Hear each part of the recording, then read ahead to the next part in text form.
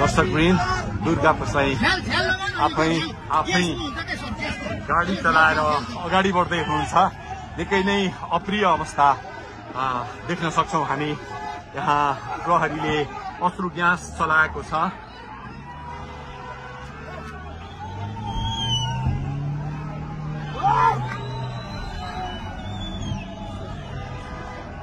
यो तीनकुनेको सडक हो, तीनकुने क्षेत्र हो। उहाँ आफै गाडी चलाउँदै अगाडि बढिराख्नु भएको छ। हामी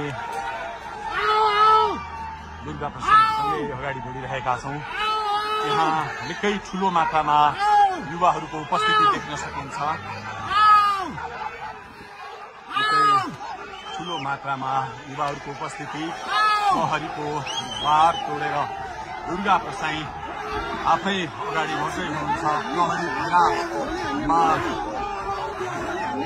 प्रहरीलाई गाडीले पेलेर दुर्गा प्रसाई अगाडि बढ्दै हुनुहुन्छ।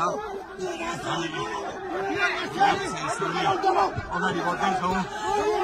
यहाँ कसैले रोक्न सक्ने अवस्था छैन। प्रहरीलाई दुर्गा प्रसाईले पेलेर अगाडि बढिरहेको भएको छ। प्रहरी गाडीको चाबी खोज्न लागिपरेको छ।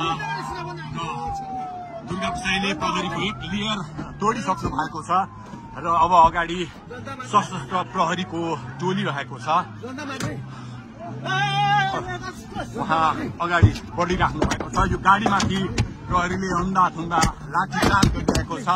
तपाईँ देख्न सक्नुहुन्छ दुर्गा प्रसाईको गाडीलाई प्रहरीले रोकिराखेको अवस्था। उहाँले यो प्रहरीका सम्पूर्ण सुरक्षा घेरा तोडेर दुर्गा प्रसाई अगाडि बढ्नु भएको छ र यति बेला तीनकुनेको यो पुलबाट अगाडि बढिसकेको छ। यो दृश्य अगाडिपट्टि